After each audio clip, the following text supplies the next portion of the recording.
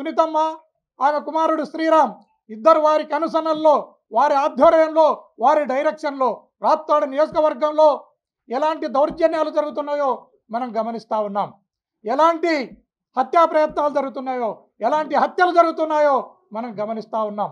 మొన్నటికి మొన్న దుర్మార్గంగా ఆత్మకూర్ మండలంలో సిద్ధరాంపురం అనే గ్రామంలో బాలన్న అనే వ్యక్తిని తెలుగుదేశం పార్టీకి సంబంధించిన సునీతమ్మకు దగ్గరి బంధువులు బాలన్న అనే వ్యక్తిని చితకబాది వాడు సావు తప్పి కన్నులొట్టమైనట్లు తప్పించుకోవడం జరిగింది.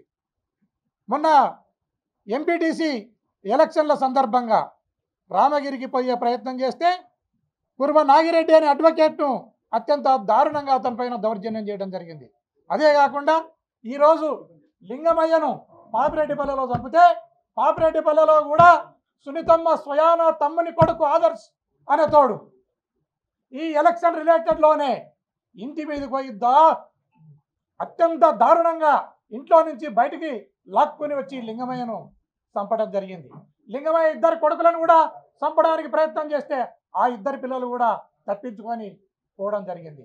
ఇది ఇట్లా ఉంటే ఎవరైతే బాధితులు ఉన్నారో, ఎవరైతే తన్నలు తిన్నోళ్ళు ఉన్నారో, దెబ్బలు తగిలిన వాళ్ళు ఉన్నారో వారు స్టేషన్లకు పోతే వాళ్ళ కేసును పక్కన పెట్టి కొట్టినోళ్లకు చిన్నగా గిచ్చో గీరో వాళ్ళకు గాయాలు చేసి వాళ్ళదే కంప్లైంట్ తీసుకుని బాధితులపైన కేసులు కట్టుకుంటూ పోతా ఉంది పోలీస్ వ్యవస్థ.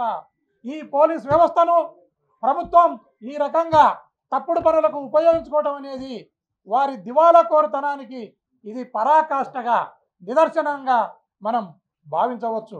అదేవిధంగా అంతర్జాతీయ నేరస్తులను లేదా తీవ్రవాదులను ప్రభుత్వం ఎన్కౌంటర్ చేసినప్పుడు కూడా ఆ డెడ్ బాడీని బంధువులకు అప్పచెప్పడం జరుగుతుంది. బంధువులకు అప్పచెప్పేదే కాకుండా స్నేహితులు, బంధువులు లేదా వారి సానుభూతి పరులు వస్తే వారిని కూడా అలో చేయడం జరుగుతుంది. ఈరోజు లింగమయ్య హత్య జరిగిన తర్వాత ఆయన బంధువులను కానీ, స్నేహితులను కానీ, మా వైఎస్ఆర్ కాంగ్రెస్ పార్టీ కార్యకర్తలను కానీ, లీడర్లను కానీ ఎవరిని కూడా అక్కడికి పోకుండా వాళ్ళ రెడ్ బుక్ రాజ్యాంగంతో అడ్డుకుంటున్నారు. ఇది చాలా దయనీయమైన పరిస్థితులు మనకు కనపడతా ఉన్నాయి.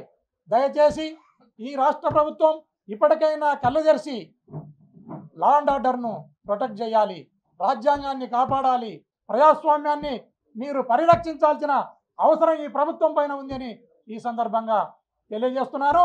మీకు దగ్గరలోనే నూకలు చెల్లబోయే రోజులు దగ్గరలో ఉన్నాయి.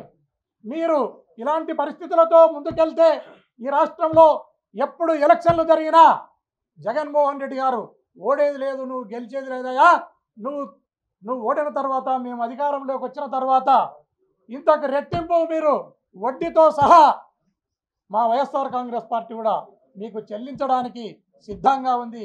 దీన్ని కూటమి ప్రభుత్వం కానీ, ఆ ప్రభుత్వంలో పనిచేస్తున్న ఎమ్మెల్యేలు కానీ, ఎంపీలు కానీ, కార్యకర్తలు కానీ, లీడర్లు కానీ గుర్తుపెట్టుకోవాలని ఈ సందర్భంగా తెలియజేస్తున్నాను.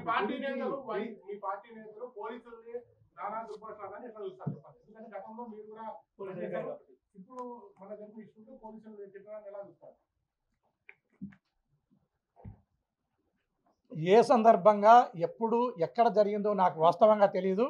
దాన్ని ఒకసారి దాని పూర్వపరాలను నువ్వు నాతో చెప్తేసినా దాన్ని ఖచ్చితంగా దాని మీద నేను రెస్పాండ్ అవుతా, ప్రాపర్గా రెస్పాండ్ అవుతా.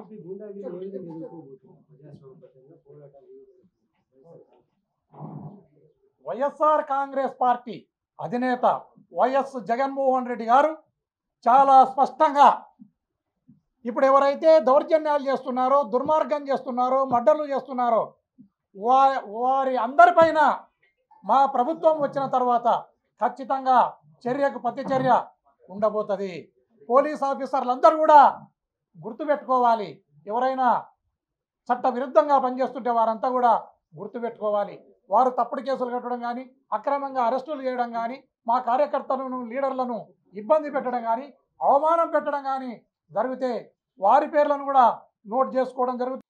ఊరిడిపిస్తాడంట, నన్ను జిల్లా ఇడిపిస్తాడంట. లే శాతనైతే నువ్వు మగవాడైతే ఇడిపి, నన్ను ఇడిపి. నువ్వు మగవాడైతే నన్ను ఇడిపి. ఈరోజు గవర్నమెంట్ వచ్చిన తర్వాత ఆ రోజు 3 ఏళ్ల పాటు యాడికి పోయినావు ఎవరికి తెలియదు. ఆల్మోస్ట్ వైసీపీ వాళ్ళు కలపత్రాలు వేసే పరిస్థితి. మా ఎమ్మెల్యే పోటీ చేసిన క్యాండిడేట్ కనపడట్లేదని చెప్పారు. గవర్నమెంట్ పోయిన రోజు నుంచి ఇదే ఊర్లో వెంకటాపురంలోనే ఉన్నా, ఇదే అనంతపూర్లోనే ఉన్నా. నేనేమి ఊర్లు ఇడిసాల్సిన అవసరమూ లేదు. నీకు ఇడిపించే శాతనైతే, నువ్వు మొగోడైతే నన్ను ఇడిపించి దాని తర్వాత వచ్చే పరిణామాలు తట్టుకోవడానికి సిద్ధంగా ఉండి ఇడిపి నువ్వు. అంతేగాని ఇట్లా గాలి వార్తలు, గాలి కూతలు కూసుకుంటా ఏదో ప్రశాంతంగా పాలన జరుపుతున్నామనే మాట మాత్రము నువ్వేదో ఎవరికో చెప్పేది కరెక్ట్ పద్ధతి కాదు. నువ్వు ప్రశాంతంగా పాలన జరుపుతానని చెప్పి ఆడో విజయవాడలో కూర్చొని మాట్లాడేది, అనంతపురంలో కూర్చొని మాట్లాడేది కాదు. గ్రామాల్లోకి రా, ఏం జరుగుతుందో తెలుస్తుంది, ఎంత అరాచకాలు జరుగుతున్నాయో తెలుస్తున్నాయి. చూస్తున్నారు, కొత్తగా చెప్పుకోవాల్సిన అవసరం ఏం లేదు. కాబట్టి ఏవైనా పిచ్చి కూతలాపి ఒక బాధ్యత కలిగిన పోస్టులో నువ్వు ఉన్నావు. ఈరోజు కూడా ఇంకా యాంటీ గవర్నమెంట్లోనూ ఇంకా నేను ఎమ్మెల్యే కాదనుకుని ఆరోపణలు చేస్తున్నావు. ఈరోజు ప్రజలకు ఆరోపణలు కాదు, అభివృద్ధి కావాలా. ఆరోపణ చేసినా చూపి పేపర్ ద్వారా చూపిస్తే ప్రజలు కూడా నమ్ముతారు. అవే పాత డొక్కు రికార్డు 7 ఏళ్ల నుంచి నడుపుతా అంటే అది కరెక్ట్ పద్ధతి కాదు. నీకు శాతనైతే ప్రూవ్ చేయి, ఏడ పొరపాటు చేసినాం ప్రూవ్ చేయి, దానికి సమాధానం చెప్పుకుంటా. ఈరోజు సివిల్ సప్లైస్ మాట్లాడుతున్నాం, మొత్తం A to Z దాని గురించి మొత్తం విడమర్చి క్లియర్గా మళ్ళీ ఇట్లనే ప్రెస్ మీట్ పెట్టి దాని గురించి చెప్తా. నీకు ఎక్కడి నుంచి ముడుపులు వస్తున్నాయో చెప్తా, ఏ భూముల్లో నువ్వు వసూలు చేస్తున్నావో చెప్తా. లేఅవుట్ వేస్తే ఎకరాకు 5 లక్షలు డబ్బులు ఇవ్వాలని, ఎవడో లేఅవుట్ వేస్తే ఎకరాకు 5 లక్షలు డబ్బులు ఇవ్వాలి. మాకు పాపం 5 ఏళ్ల కిందట చాలామంది లేఅవుట్లు వేసిన వాళ్ళని పోయి మేము కూడా అడిగితే, అన్న ఏమన్నా సాయం చేయండి, మేము ఎంతో కొంత పెట్టుకుంటాము, మీ తరఫున మీరు ఏదో ఒకటి సాయం చేయండి అన్న, ఏదో వాటర్ ప్లాంట్లు పెడతాము, ఊర్లో లైట్లు ఎత్తుతామని చెప్తే చాలామంది పాపం ఆ రోజు లేఅవుట్లు వేసిన వాళ్ళు కూడా సాయం చేసిన వాళ్ళు ఉన్నారు. ఆ రోజు వాళ్ళు ఇచ్చిన ప్రతి రూపాయికి ఆ రోజు మనం ప్రతి ఊర్లో వాటర్ ప్లాంట్ పెట్టినామన్నా చూడండి, మీ పేరు ఏమంటే వేస్తాము, లేకుంటే వద్దన్నా, మీ ఇష్టం ఆలోచన చేయండి, బిజినెస్లో ఉన్నాం ఎందుకు అనుకుంటే వద్దంటాము, లేదు ఏమంటే వేస్తామని చెప్పి క్లియర్గా మాట్లాడడం జరిగింది. ప్రతి ఒక్కరికి ఈ రకంగా మాట్లాడారు. కానీ ఆ పొద్దున్నవన్నీ 5, 6, 10 లేఅవుట్, ఈరోజు 100 ఎకరాల లేఅవుట్లు అవుతాయి. ఎకరాకు 5 లక్షలు యాటికి కడుతున్నావు, మూట్లన్నీ యాటికి కడుతున్నావు, నీ దగ్గర మిగులుతున్నాయా, నీ నుంచి పైకి పోతున్నాయా ఆలోచన చేయి. ఈరోజు అంత న్యాయాలు చేస్తానా, అవి జరుగుతాయని చెప్తానావే. ఈరోజు ఇదే అనిత విషయమే మాట్లాడదాం, నిన్న జరిగిన సంఘటన గురించే మాట్లాడదాం. ఈరోజు ఒక కౌంటర్ కేసు పెట్టించిన అమ్మాయి మీద, ఒక కౌంటర్ కేసు పెట్టి ఆ కేసుని నీరుగార్చే పరిస్థితి. ఇవన్నీ చూస్తుంటే ఏ రకంగా ఉందంటే పెద్ద ఆశ్చర్యం కలగట్లా ఈరోజు నువ్వు నీరు గారుస్తున్నావు కేసునంటే. ఎందుకంటే వివేకానంద రెడ్డి కేసే నీరు గార్చినారు మీరు. అనిత పాప మా అమ్మాయి కేసు నీరు గార్చడం అనేది పెద్ద విషయం కాదు. కాబట్టి ఏదైనా సరే నీకు తెలిసింటే ఆడపిల్లలకి మీరు ఏదైనా సరే వాళ్ళకి ఇబ్బంది రాకోకుండా ఎక్కడైనా జరుగుతున్నప్పుడు ఒక ఎమ్మెల్యేగా నీ బాధ్యతగా వాళ్ళకి ధైర్యం చెప్పు. కానీ ఆ ధైర్యం చెప్పడం పక్కన పెట్టి అవతలకు సపోర్ట్ చేస్తూ గుమ్మడికాయలు దేవంగా ఎవరంటే భుజాలు తడుముకుంటూ పొరపాటు ఇంకోరి మీదకి తోసేసి ఈ రకంగా చేయడం అనేది కరెక్ట్ పద్ధతి కాదు. నీకు చేతనైతే న్యాయం చేయాలి.